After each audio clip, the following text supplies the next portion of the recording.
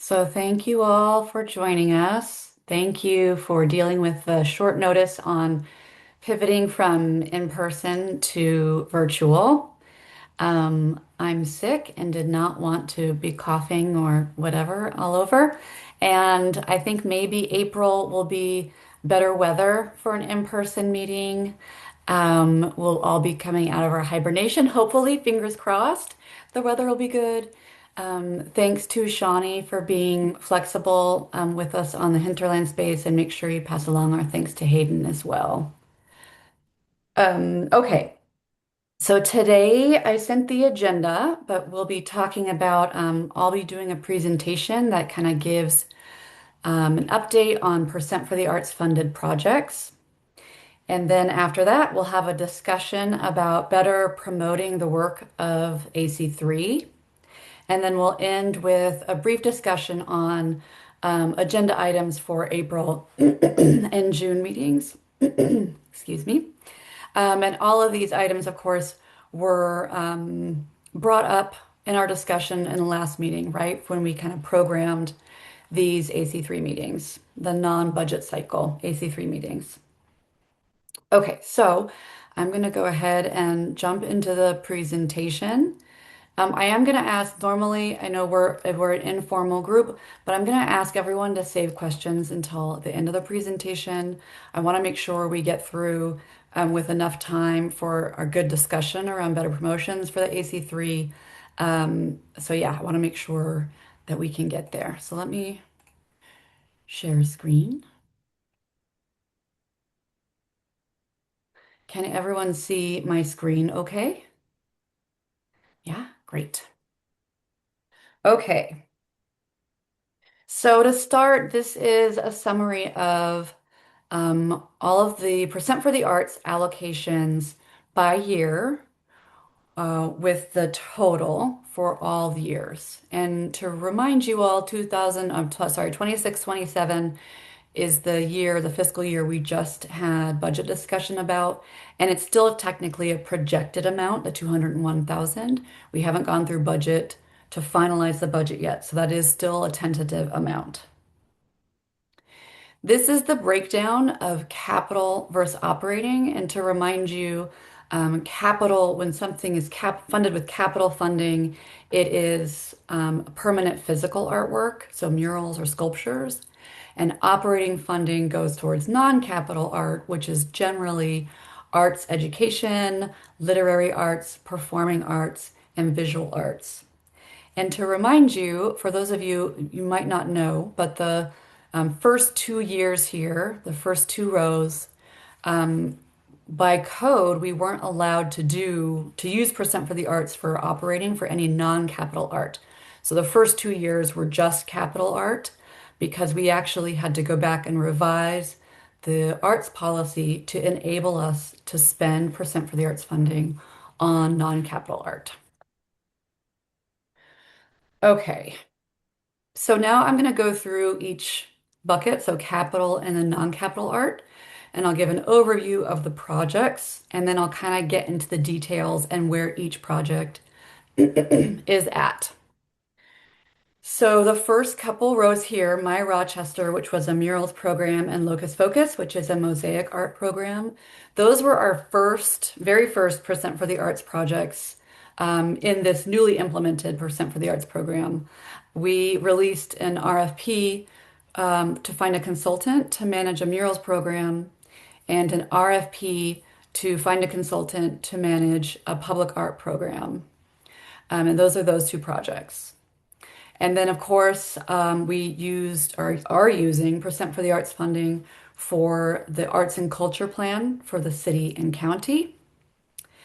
And then there's the upcoming garbage truck art wraps project, a set aside for public art maintenance, which we have together as a group decided that we want to allocate an amount equal to 10% of what we set aside for capital art for public art maintenance. And then we have the unprogrammed funding of $233,000, which we, in this last budget cycle, just voted on project nominees for. So my Rochester was the murals program. ARIA Strategies managed this public murals program, which produced four murals inspired by the theme My Rochester.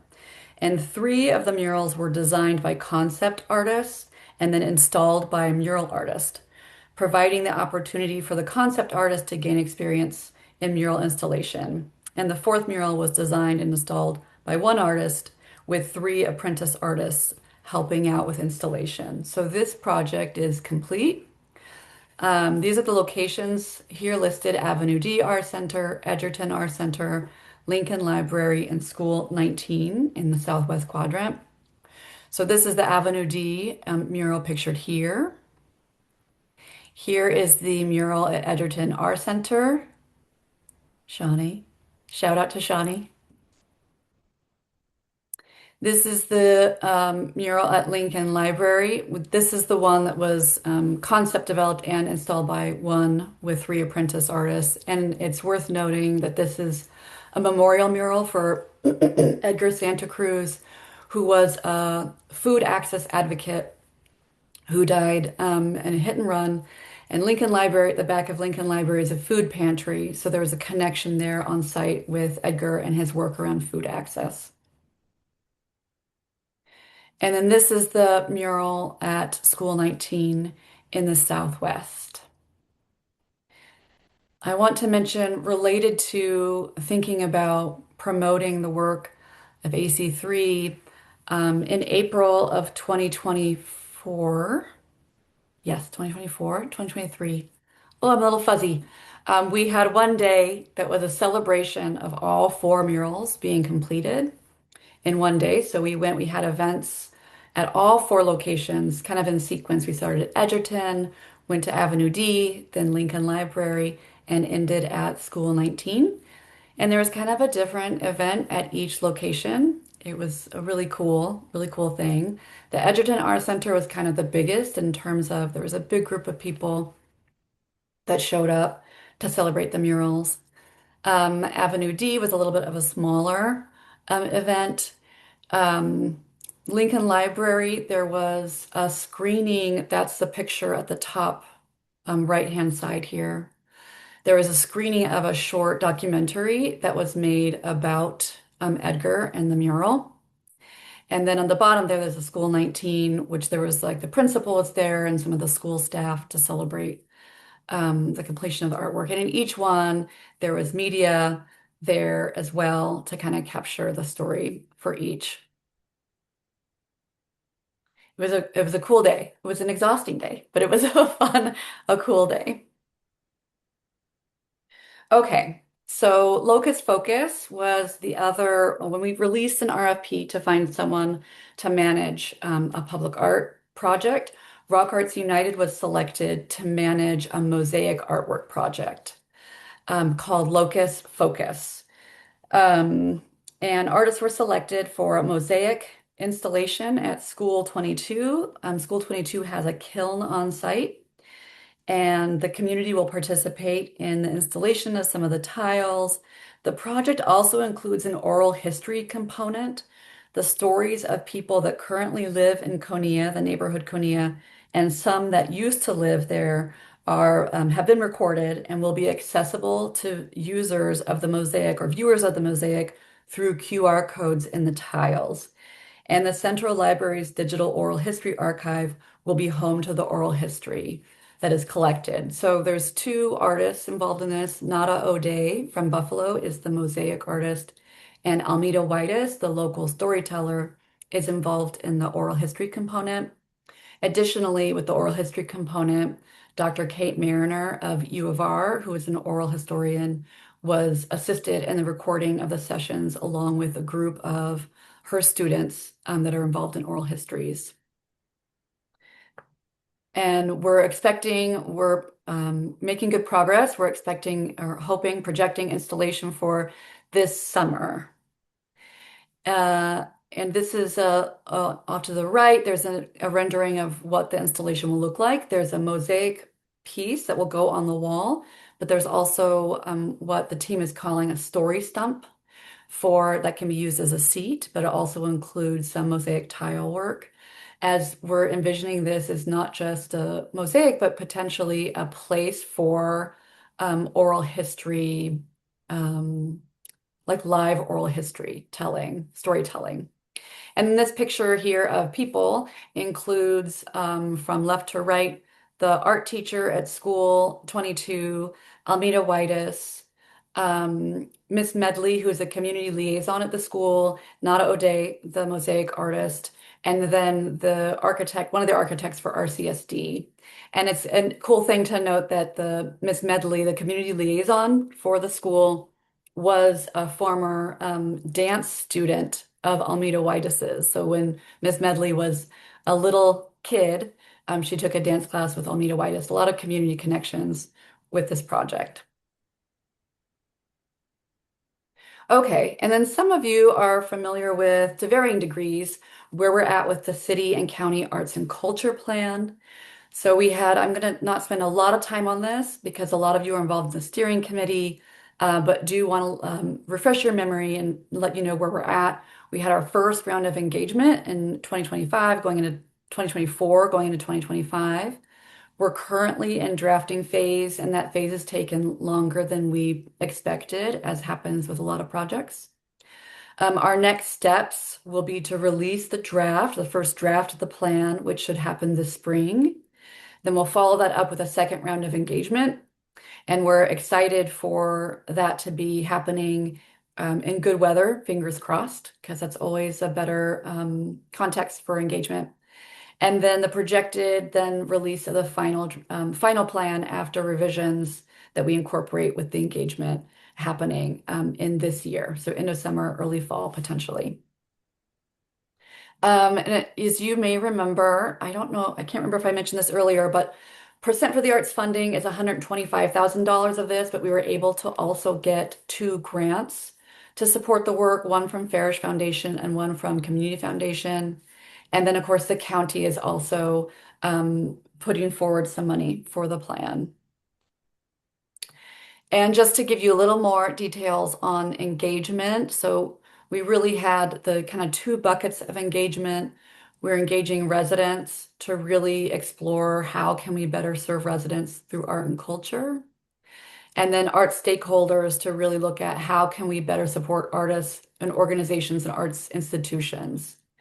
And for residents, when I say how can we better serve residents through art and culture, certainly I'm talking about city and county government, but I'm also talking about arts organizations and arts institutions broadly, because when we are working on a plan, a big plan like this, we're not just looking for recommendations necessarily for government, although that's core and we're excited for that, but we're also thinking about the large network of people that support the arts.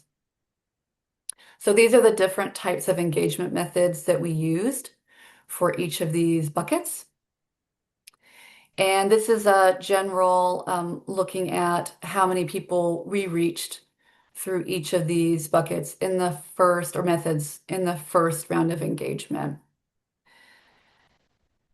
So that's for residents, and then this is for art stakeholders. I will also follow up and share this slide deck with everyone so everyone has it to look through. And then here's just some photos from some of the pop-up events um, and other engagement events. We definitely also use, in thinking about better promotions, right? We definitely tried to include media, news media as much as possible to get the word out as well. Okay, and then the rest of this list are kind of short because we are prior to completion of these or even starting these projects, right? So the garbage truck art wraps, we're looking at releasing an RFP this year, which is exciting. We're right now working up logistics, like the cost really, so we can create the right budget for it. Public art maintenance, everyone is in agreement that public art needs assessment is an important thing to fund with this funding. We're planning on releasing an RFP to find the right person, right consulting group to do that in 2027. And then, of course, there's the nominees that we all that were really emphasized or highlighted or come to an agreement on with the team for the remainder of the program funding. Okay, so for non-capital art, really that's mostly Arts Bloom. We have completed 3 rounds of Arts Bloom, totaling 370,000. We have an active RFP right now for the 4th round, which we're projecting to be 150, but again, the amount for fiscal year 26-27 is tentative, so that's what we're hoping it will be. And then the program How We Rock, which percent for the art, $9,000 went towards, and I'll talk about that a little bit. So for the first round of Arts Bloom, which was $100,000, this is where we get into like a long list of projects here, which I'll just kind of go through a little bit to overview. So Avenue Black Box Theater received funding to co-sponsor the theater's 5th production season. Borinquen Dance Theater received 20,000 for performances and a Juneteenth celebration, including a performance and dance workshop. Flower City Arts Center received 20,000 to develop a creative entrepreneurship focus for its youth program called Expanding the Field. In this moment, Revolution Reckoning Reparation received $10,000 to produce issues of the chapbook. There's one of them pictured here on the right. Revelation Rochester Arts Center, which was really its Richmond Futch, received 10,000 for year-round arts classes for guests of House of Mercy and St. Joe's. I feel very lucky to have worked with Richmond before he passed away a couple years ago. He was doing that work for many years before without getting paid for that work. And then Rochester Philharmonic Orchestra received 20,000 for their program called Orchestral Program for Urban Students, which provided year-round music education and performance opportunities for Rochester youth in 5 or 6 different locations. In the second round of Arts Bloom, we had, if you recall, we had bonus points. We awarded bonus points for youth arts programming, and the total that year was $170,000. Carla Stowe Huffman was awarded 10,000 for 4 youth poetry and flash fiction workshops. Cordancia Chamber Orchestra received 20,000 for a free children's concert series featuring music of Black and Latinx composers. Jiva received 20,000 for Rock Jiva Pass Phase 2, which included free theater workshops and winter camps for residents of the city's lowest income zip codes. Hochstein received 20,000 for Dance Connections, which included free World of Dance youth camps, weekly community classes, and professional development for city dance professionals, also from the cities, for residents from the city's lowest income zip codes. Kumba Consultants received 20,000 for The Wonderful Wizard of Rock City, a performance inspired by community stories about home and belonging in Rochester. Rat House Press received 20,000 for a free after-school arts program for LGBTQ plus high school students, offering zine making sessions and public showcases. Rochester Latino Theater Company received 20,000 for Alchemy of Healing, a community art project based in several schools addressing identity and racial trauma through self-portraits. Rock Royal Inc. received 20,000 for a free 8-week after-school program fostering creative entrepreneurship. And Writers and Books received 20,000 for free literary arts programs, including summer write camps and academic year workshops. Okay, this list is a little bit shorter. So the third round of Arts Bloom was $100,000, and we did include bonus points for proposals for programs at our centers. Although interestingly, I think that made people less likely to only propose something for our centers. People were proposing things for multiple facility types, which is interesting. But in that year, also the review panel wanted to award more awardees than we had funding for. So we circled back with awardees for the $20,000 category and asked if they could reduce a little bit so that we could actually award everyone that the review panel wanted to award, and those folks agreed. So Ninth Floor Artists Collective received $17,750 for Ceilings of Culture, which is a arts program for youth at the Central Library's Teen Center, and that's pictured here at the top right. Bonnie Choi was awarded for a music enrichment program at Monroe Community Hospital, specifically for residents in the dementia and long-term care units. Alicia Primus was awarded for a dance training and choreography residency program. And then Grupo Cultural Latinos in Rochester was awarded for a series of dance classes at our centers and cultural workshops at various libraries. Joseph Avenue Arts and Culture Alliance was awarded for Circus Spectacular, an after-school circus arts educational program for 7th and 8th graders at Eugenio Maria de Hostos Middle School. Kasim Wallace was awarded for a youth program using puppets as tools for STEAM education and reading support at various libraries, and that's the picture here on the lower right. South Wedge Planning Commission was awarded for a series of community art workshops at various locations in community spaces. And lastly, Student Arts Foundation was awarded for their work at Arts Day, which they hold, which is open to all city youth, and they hold at School of the Arts, then followed by a series of arts workshops at our centers throughout the year. So as I mentioned, round 4, the RFP is out now. So we're excited for that. $150,000, no specific category for bonus points. It's wide open this round. And then I wanted to include some, we've been putting together impact data to really communicate impact. Right now we have that for Arts Bloom. It's going to be the next step for us to include all of Percent for the Arts funding so we can really communicate the impact, but I'm going to go through a couple of quick slides on impact right now. So in the 3 rounds of Arts Bloom so far, there's $370,000 that have gone to 8 arts organizations and 5 artists, and more than half of those are POC-led organizations or people of color.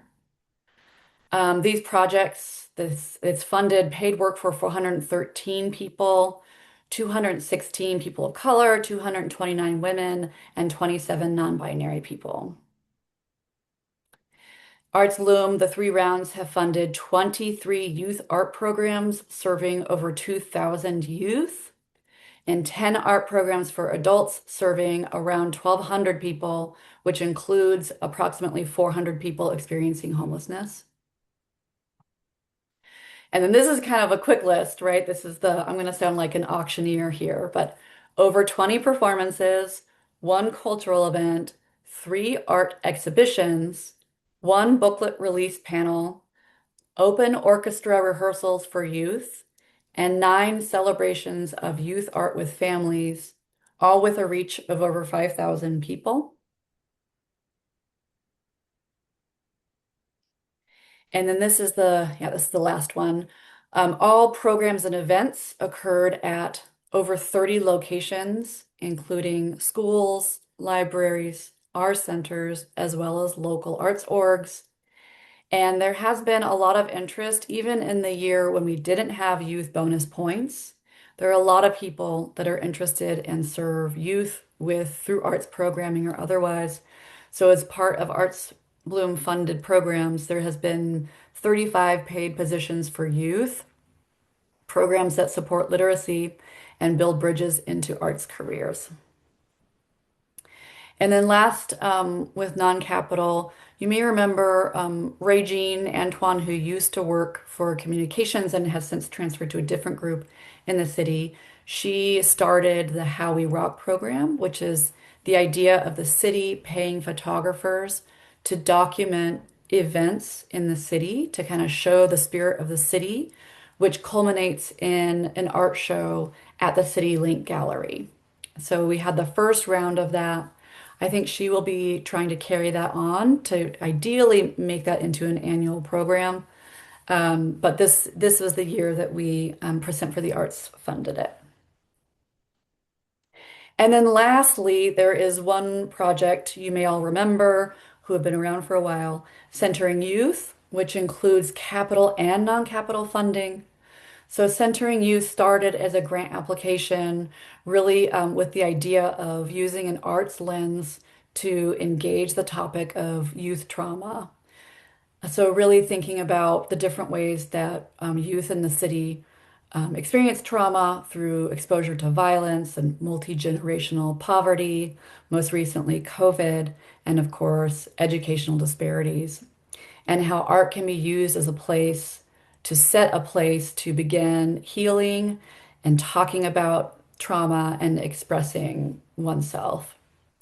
So the city conducted an RFQ and selected three community partners to work on this Flower City Arts Center, Teen Empowerment, and Wall Therapy.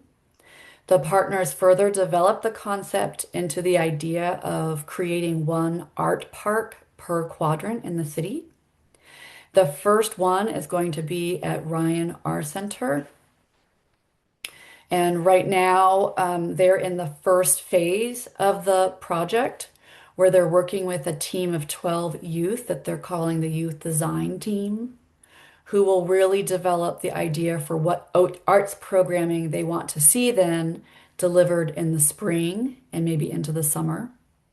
And as that's happening, we'll be broadening engagement to include the youth and community in a discussion of what capital art they want to see, which will then be the third phase where the capital art we're projecting to be installed in 2027. And all through this is really there's an art therapist involved in facilitating and guiding discussions with the youth.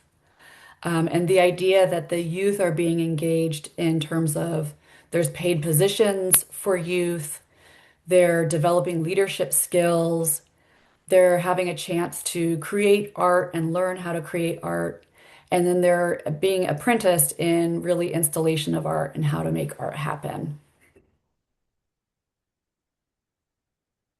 Okay, so that's the end of the presentation.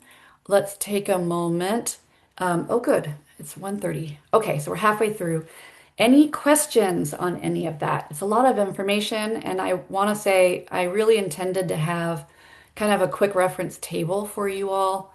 I did not because things always take longer to do than I expect them to, even though I learned in architecture school you're supposed to like multiply times three the time that you think you'll spend on something. Anyway, so I'll follow up with you with that. You'll have a quick reference table, but any questions about any of that?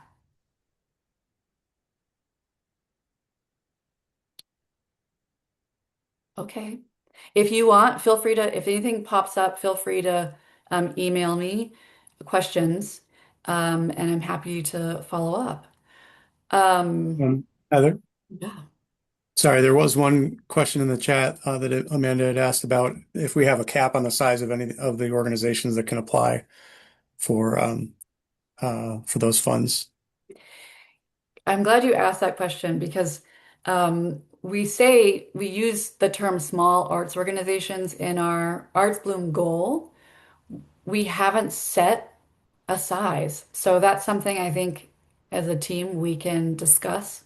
So typically a small arts organization would be anything under $1 million budget. And I Okay. know at least four on that list, especially in the first 2 years, who are have over $1 million budget. Um, and one of which might be having some current financial mismanagement as well. So, but yeah, I was just wondering, like, do we have a definition for what a small arts budget is and or a small arts org is and how do we make sure because I know these projects were great but also a lot of these people have access to way more money than like in this moment. which I'm not getting paid for this year. It's helpful to hear because I think I'm more used to in economic development, the idea of a small business is actually pretty, like I think it's under 50 employees, which is actually you can be a pretty big organization and have 50 employees. So I'm more familiar with like that definition of small. Um, there's one other, we've also gotten questions about, low cost, because that's another term we use, right? So we require that events or programming be free or low cost, and people have asked us if we mean what do we mean by low cost? And we haven't defined that. It ends up being kind of discretionary or gray area for review panels.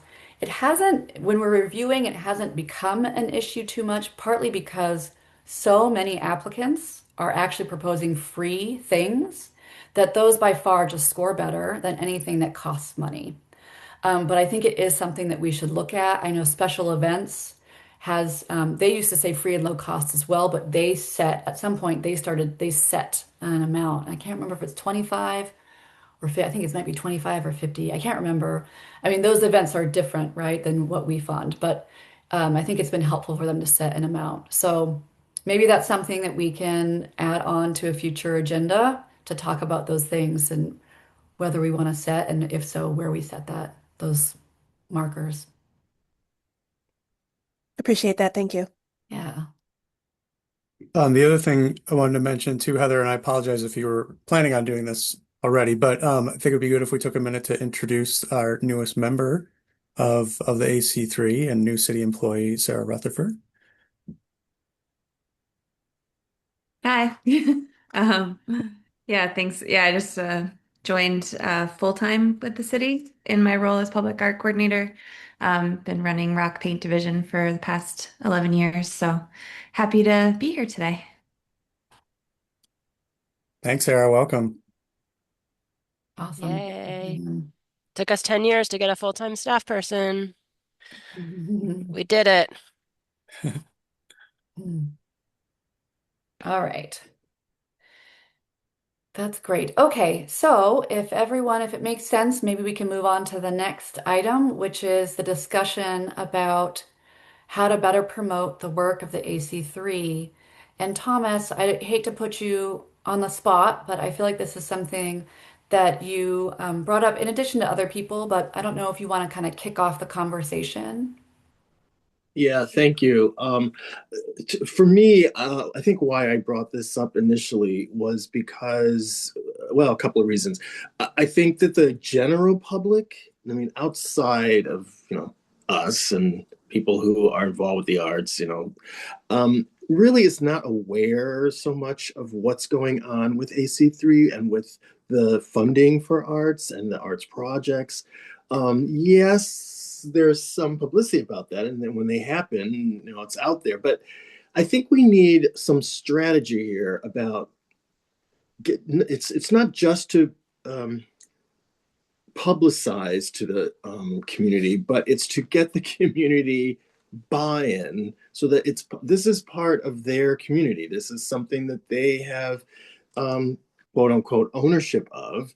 And so I think we really need to figure out a strategy of how do we get that out there. Secondly, I think it's important that the public also knows who we are. There are people on this committee who are doing this work. So I think we just need a little bit more of a strategy around marketing, how we market this. I think there's a lot of positives and a lot of success that's come out of the last 5-6 years or however long it is, and it's a little bit of a desert in terms of everyone kind of knowing that. So that's really why I brought this up, and I just so that we can kind of spend a little time discussing, strategizing, figuring out how we best one idea I had was having members of this committee be sort of representatives, ambassadors out in the public and schedule public things around that where they can talk about this, their experience on it. having people who live in communities where this art is taking place, have them talk about what it means in their community and their neighborhoods. I mean, we just need to make the case, and I'm sorry we have to be doing this every, year for the last 50 years, but making the case of why it's important for us to be funding arts. It's not just that we want to give artists a living, which we do, but we're part of the fabric of the community.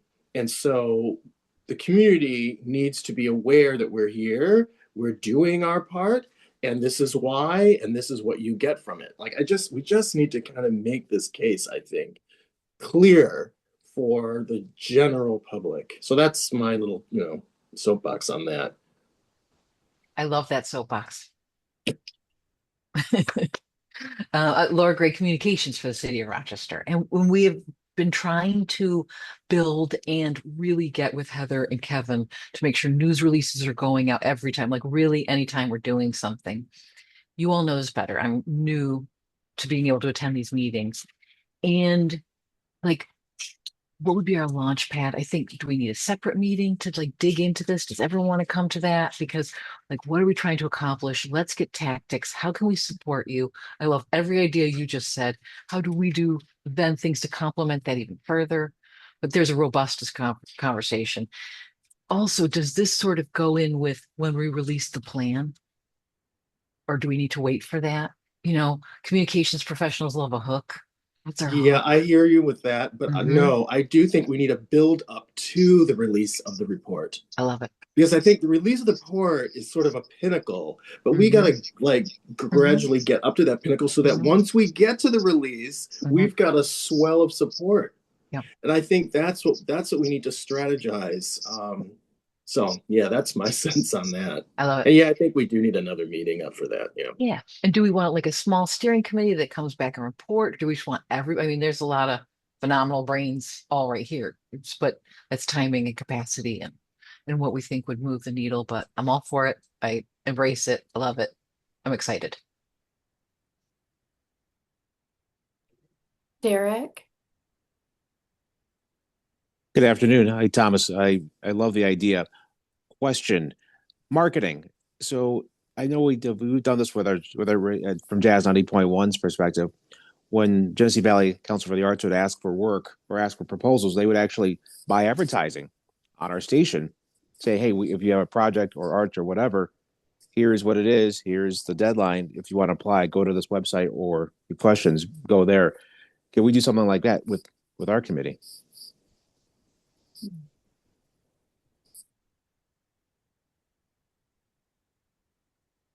I think we should answer who we're trying to talk to. I think that's probably every resident, but answer some of those and create a communications plan from that. I think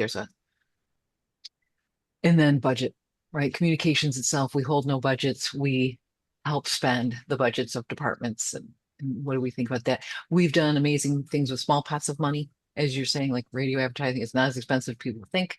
What would the cadence, or what would it be for? But I think we have some purpose questions. Like, what are we trying to accomplish? And it hopefully it'll be huge and grandiose and wonderful. And then we start applying those tactics. And you could do it with just simply having someone coming on. I think Heather came on my station about 2 years ago and discussed the whole point and the purpose of this, as well as going on Evan Dawson connections, things like that don't cost any money. Yeah.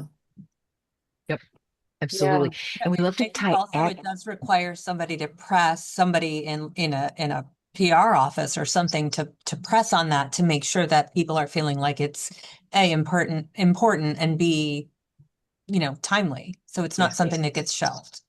Yeah, and I think without having we have public information officers, which would be the director of communications for the city and Carlette. And without volunteering them, that I think that's exactly who would carry that water of those pitches. And then making sure we hit all of those demographics.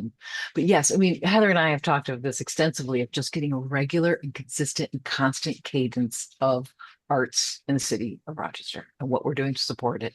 And sometimes it's just as bandwidth and capacity, but having people to answer to for me helps me considerably. So I think a plan would help me. And then we just weave it into everything we're doing. Can I pop in again? Sorry, I don't know if somebody else has. I couldn't. I was looking to see if anybody had their hand raised.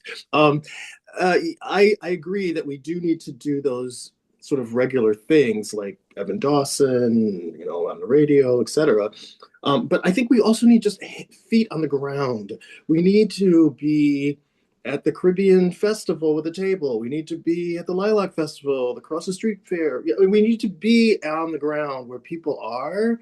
And so getting that word out in that way is very different from sort of the TV thing or radio thing. But I think we really need to figure out some ideas around how are we on the ground with people, talking to them, maybe even interviewing them. Or I think that that's the piece that we're not quite getting at. And I think that that is where we're going to get the support from the community and the swell of support that will lead up to the report coming out. Amanda mentioned something interesting in that chat, which I think somebody should address. So yeah. I'm happy to answer any questions if I didn't quite understand the question, but I can happily answer because Sarah's an employee with the Department of Recreation. I I didn't just, totally. Sarah is doing all public art? Is Sarah doing the public art and the percent for the arts? Because the percent for the arts is public art. Like, So Sarah's what role, are we and I doing? can explain this. So the Rock Paint program has existed for over a decade, and Sarah and Justin Suarez are two of the people that have kind of made it what it is. We've existed on part-time seasonal staff for those 10 years. Through a lot of strategizing and hard work, I'd say on their part, actually, and with support from the New York State Council on the Arts, we were able to formulate a full-time position. So now Sarah's full-time staff with our Department of Recreation Mural Arts program that employs youth. So instead of just being a school year program, we're actually able to make that a year-round program. And we are actually able to hire more youth within that program. And we've primarily done indoor murals, polytab, and panels, and now we're actually able to expand out. We've already started, but we're actually able to expand out to do outdoor murals with those youth. So this Sarah's role is primarily within the Department of Recreation as it has been, but certainly I would strongly advocate and say that as her professional hat, like providing support and context for the mural projects that are part of Percent for the Arts, I could see that being something in the future, but her role is not paid for by Percent for the Arts. Her role is not anything within that realm. She's expanding on what we've been doing within Dries for, like I mentioned, over a decade. So does that Yeah. help No, clarify? yeah, no, and I'm aware of Sarah's work and really admire it, and that's great. I'm Yeah. just also aware that the city has like she's are you the first full-time artist on the city's staff in the history of the city of Rochester? And that's a thing that we were talking about with this plan with the consultants and the delays and all that stuff. And I'm wondering, is this included in that plan? Is this part of it? How I think part of where the city has struggled with arts funding in the past is it gets so compartmentalized from department to department to department to Hmm. department to department that we have no real way of tracking where the art spending is going and who's actually making those decisions. And I trust Sarah. I personally trust Sarah personally to make those kinds of decisions. Broadly speaking, how does that fit within this plan that we're building to have a person or persons making those decisions? So the only funding that currently Dries controls is funding that already like we talked about this a little bit before, where we don't have explicit arts funding, but we've identified arts as an important priority for the Department of Recreation. So a lot of arts came out of Dries in the past.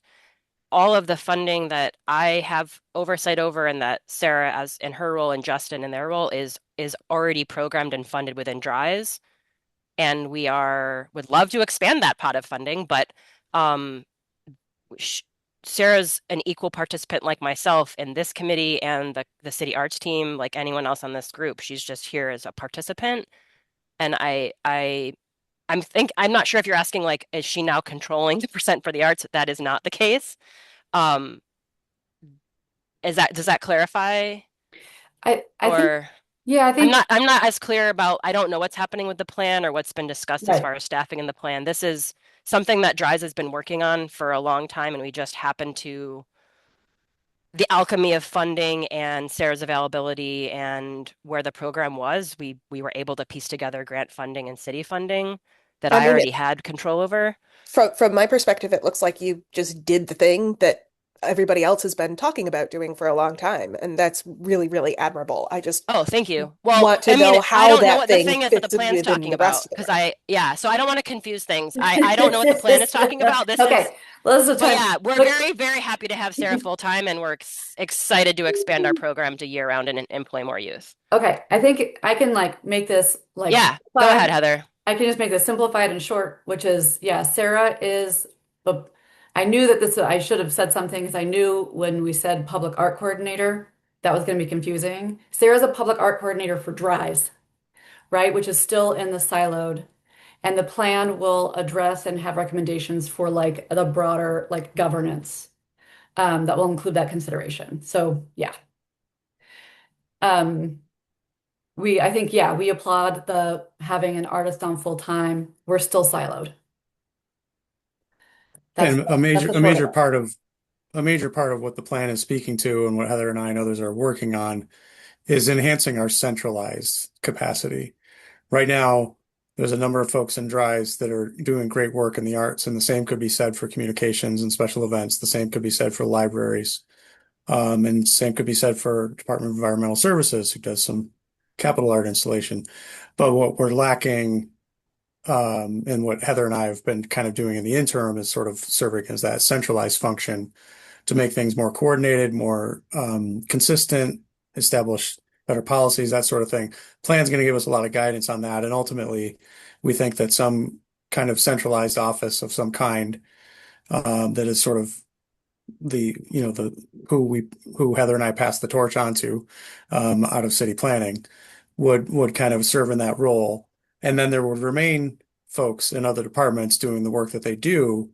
But after that point, the city would have a more enhanced kind of centralized function, better coordination among these departments. So that position, I think, Amanda, that you're referring to, is still at the top of our list of sort of internal advocacy and external advocacy to fill that role, and then others would continue to do the work that they're doing.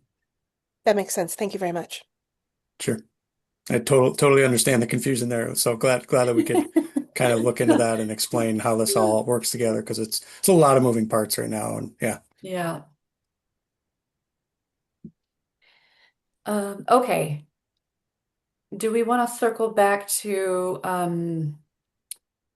the promotions of what Percent for the Arts and AC3 is doing? It sounds like we have kind of these different, I'm going to use the term bucket again, the different buckets, right? Because Laura was talking about kind of city specific, city led marketing promotions. Thomas is talking about like on the ground, like with members, but potentially with some city staff too, city staff and AC3 members doing some kind of engagement or outreach. I also want to throw in there that more and more with Arts Bloom, we've been encouraging people to include marketing in their budgets because we find that as emerging or young organizations or artists are less likely to understand the importance of using funding for marketing their own events. So that's kind of another bucket as well.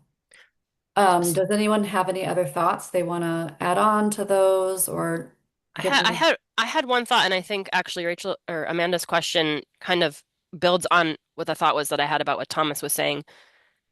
I, I don't know if there's enough of a meat to the draft plan that there's like some key messaging points. Like I think if just how like wires got crossed with that title and kind of what's happening, I think if there's some key messaging points that we could utilize, and then as if we're going to go ahead and have like ourselves and other folks going out and talking about this work, that we're all kind of making sure that whatever those messaging points are when the plan is released, they kind of line up so that wires don't get crossed, or you know what I'm saying? Does that make sense? like key themes or things that relate back to the plan, even if the plan isn't done and isn't released. Like, And we need a because normally I deeper, feel like we would do the plan and then do the outreach. Do you see what I'm saying? yeah. I think we need a bunch of buckets of messaging, but I agree with you. Something like a elevator pitch, because I think there's folks don't know what the city does, period. Folks don't know about the committee, and then we conclude the plant, right? But we've got some key messaging that we're all saying the same thing, and everyone's educated. So there could be an education component, a plan component, instead of putting everything just around the plan, because there's so much more that is happening that will continue to happen, et cetera, et cetera, et cetera, with or without the plan. Or does that make sense? So Thomas suggested in the chat that we kind of start this subcommittee. So I want to do a little ask Thomas. I'm imagining you're going to be on the committee, right? Yes. Who else would like to participate in that conversation? Shawnee? I'm down to join that conversation for sure. That's great.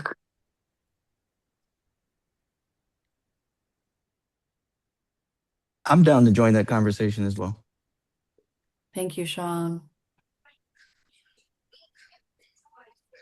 I'll follow up with folks via email as well.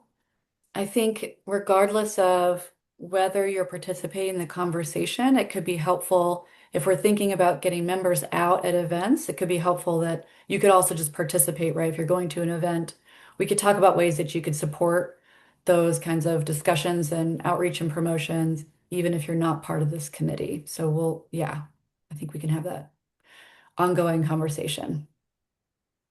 Okay. All right. The last thing I wanted to touch on was the discussions, the agendas for the next couple meetings.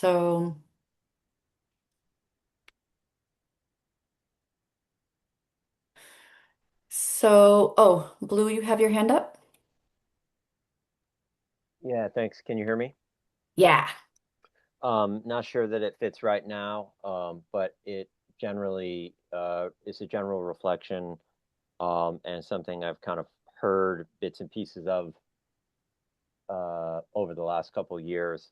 And it relates to marketing, relates to kind of community buy-in and all that stuff. I'm wondering about the processes for creating the selection panel slash juries jurors.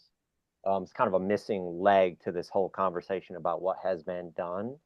The how is a part of that that's very relevant to other community members, people who've applied and maybe not received funds. It builds community buy-in, it builds trust, it builds many things for jurying to be seen as, following professional practices and having a level of transparency. So I'm just wondering if there's a more information you can share about that, so that of course, so that we can start sharing that information out, perhaps. Yeah, for sure. So ideally, in panels, our thinking is you want around 7 people, and ideally it's a mix of city staff and community. We've had a challenge with getting community volunteers, and part of that has been because you all are already tapped. We tried to do a call for community volunteers on our website, and we got some people to sign up. We did one review panel where we screened people from that list of volunteers, and we had an interesting conflicting experience with it. There was 2 community members we got from that community sign up. One of the people was amazing. She took notes, she printed out the proposals and she took notes and then she scanned it and sent it to me. She's an art student at MCC. Amazing. The other person we had an ethics issue with. They actually went to an organization that had applied in the round that they were reviewing, and tried to do something unethical. And we had to eject them from the review panel. So I think related to community volunteers for review panels, it would be amazing if you all could help us find community volunteers that you know that you all can vet as people that would be a part of a review panel in a responsible way. Because again, early on in my time, I feel like you all still had time to occasionally volunteer for review panels, and then at some point it's you didn't, because again, we were already asking a lot of you. So I think that could be something that you all help us with. On the city staff side, early on in my time, we became aware and had conversations with people internally about how on the city staff side, the staff that were on review panels were not representing the diversity of the city. And so we worked with communications and the mayor to do an internal call for volunteers for review panels, asking people things like, why would you make a good review panelist for public art and culture spending? And letting people know that we wanted to know their demographics because we were prioritizing people of color to ensure that the review panels are reflecting the diversity of the city. And we had really good luck with that a couple years ago, and we actually just did that list became kind of stale. So we just did another email working with Laura to get a fresh pool of city staff that want to participate in review panels. And the great thing is, since we did that first email, all of our review panels have been majority people of color, which is great and we're excited for. But where we need continued work and improvement is with community on review panels. So if you all have ideas of how we can do that without just doing, because a general putting it on our website and having people sign up, we recognize it's not going to work. We need people referred to us, potentially through you all and through network. Yeah. Does that answer your question, Blue? It does a little bit, yes. I appreciate that. I know it's a conundrum for the city in these instances, and I know about that situation. Right. So I guess what I'm wondering also is what can you share about the way the past panels have been structured? Who were these people? How were they chosen? Were there only two community members? Is that why you're flagging those two situations? I think that's broader. Unless I missed a past meeting where this was discussed, like I said, I feel like that's a third leg of this stool of how arts funding, especially public taxpayer money, is distributed. What can we share, and what's actually concrete about what it's been done in the past? So I think in the respective time, it's 1:59. I kind of I want to Antonietta has her hand up, so I want to make sure to get to her question. And I'm a little bit unsure. I understand what more information you want other than what I just gave you. So if you could follow up with me to get like what specifically did I leave out in there?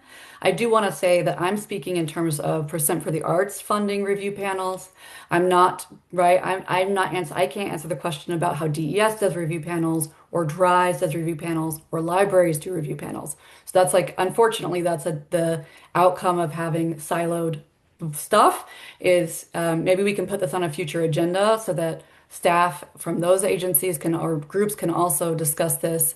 But again, I would just ask that you get like a more specific question other than what I just told you. Like what exactly are you looking for in addition to that information? Does that make sense?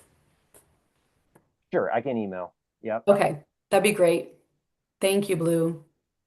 Okay, Antonietta? Thank you so much for taking a moment to hear me out. I'm really happy to hear about the diversity, but we tend to always forget about the deaf population here in Rochester.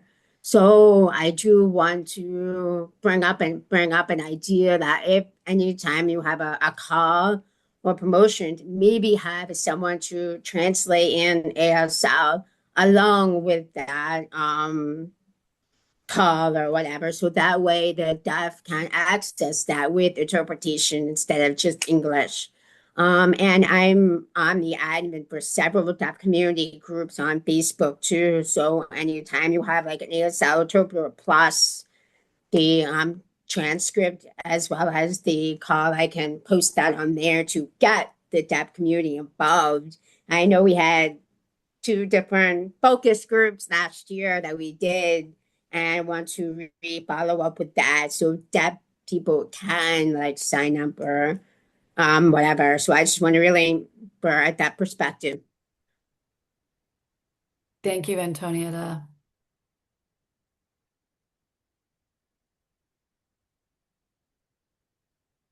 Okay. Thank you. I appreciate it.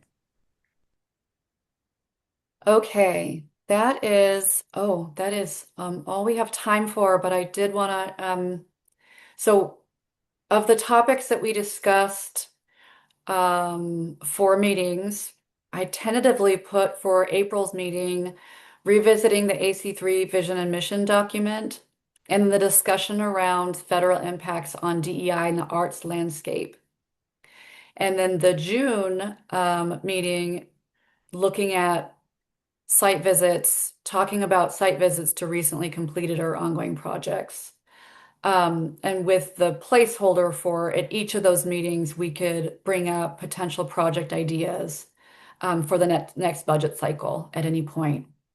Does that make sense to everyone? I'm gonna reach out separately about the committee on promotions and marketing. And Blue, I'll follow up with you when you email me with specific questions and I'll figure out where that should go in either April or June to talk more about review panels, if that sounds good. All right. Hearing nothing, I will assume that sounds good. And everyone, have a good rest of your day. Thank you so much for your time. Much, much appreciated as always. Thank you. Derek, Thanks. Thank Bye. you. Derek, Take care, can you everybody. stay on a moment? Is Derek still there? Thank you, interpreter.